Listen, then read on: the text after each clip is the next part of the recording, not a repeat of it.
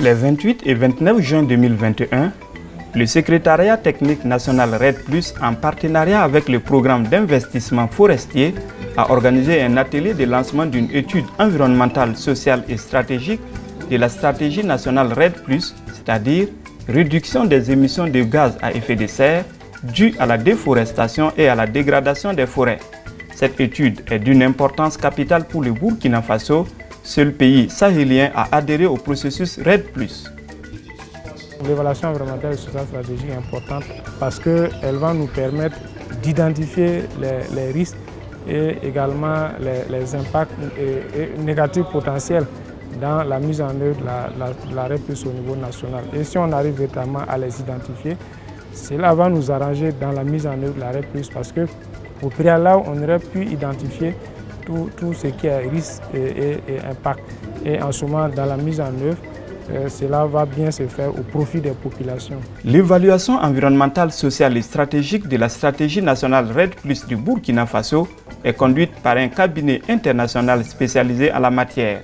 Dans le cadre de la préparation de l'atelier de lancement de l'étude, des concertations ont été menées au niveau central, régional et communal.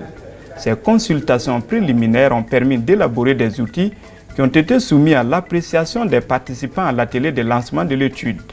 La FIM a mené une analyse ou une cartographie des parties prenantes pour se rassurer que les parties prenantes qui sont actuellement interpellées ou concernées par les processus RED sont tous prises en compte dans la mise en œuvre des activités de la RED au niveau national. Donc la firme a mené ce qu'on appelle une analyse des gaps dans l'identification des parties prenantes. Effectivement, ce travail a permis d'identifier qu'au fur et à mesure qu'on avance dans le processus RED, il y a certaines parties prenantes qui n'étaient pas au départ associées et qui ont besoin d'être prises en compte.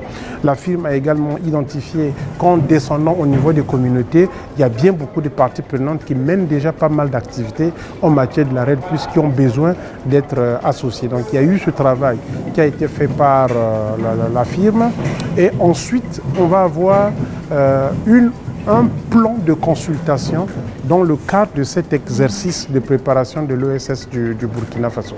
Au cours de l'atelier de lancement, l'analyse des parties prenantes et le plan de consultation ont été présentés aux participants. Les parties prenantes identifiées ont été regroupées en 4 catégories selon les niveaux d'intérêt et d'influence dans le processus RED+. Quant au plan de consultation, il prend en compte les acteurs du niveau central, régional, communal et villageois. Les échanges autour de ces 2 outils ont débouché sur des travaux de groupe qui ont produit des résultats satisfaisants. Nous pouvons dire que les objectifs sont largement atteints parce que ce qui était prévu a été entièrement et largement couvert par surtout les travaux de groupe. Et nous avons eu la chance aujourd'hui d'avoir l'ensemble des différents acteurs, l'ensemble des différentes parties prenantes présentes et qui ont apporté leur contribution afin de revoir, de révisiter le rapport que nous avons produit pour l'améliorer et finaliser ces différents rapports pour la suite des travaux.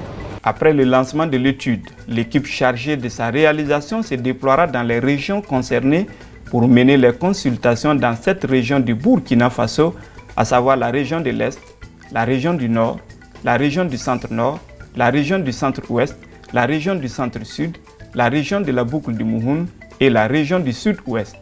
À terme, l'étude devra mettre à la disposition du Burkina Faso un rapport sur l'évaluation environnementale et sociale stratégique, mais aussi des outils de sauvegarde environnementale et sociale. Nous allons profiter de cette étude pour faire des consultations afin d'élaborer un certain nombre d'outils, notamment le cadre de gestion environnementale et sociale et également le système d'information sur les sauvegardes. En plus de ces outils, il y a d'autres qui sont exigés dans le cadre de la mise en œuvre du processus RED+ dans tous les pays qui s'y engagent, notamment le mécanisme de gestion des plaintes et des recours et le mécanisme de partage des bénéfices. Donc le consortium qui a été recruté pour conduire l'ESS va faire des consultations et nous permettre d'élaborer ces outils.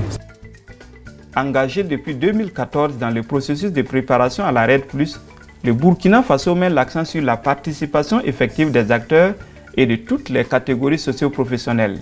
Le niveau de participation et d'engagement des parties prenantes à l'atelier de lancement de l'étude sur l'évaluation environnementale et sociale stratégique était fort appréciable. En outre, des dispositions ont été prises au niveau national pour faire du processus RED+ du Burkina Faso une référence. Le Burkina est même sur une très bonne trajectoire parce que l'avantage est que le pays a pu effectivement déjà s'inspirer de ce qui s'est fait dans les autres pays qui sont effectivement engagés dans ce processus-là.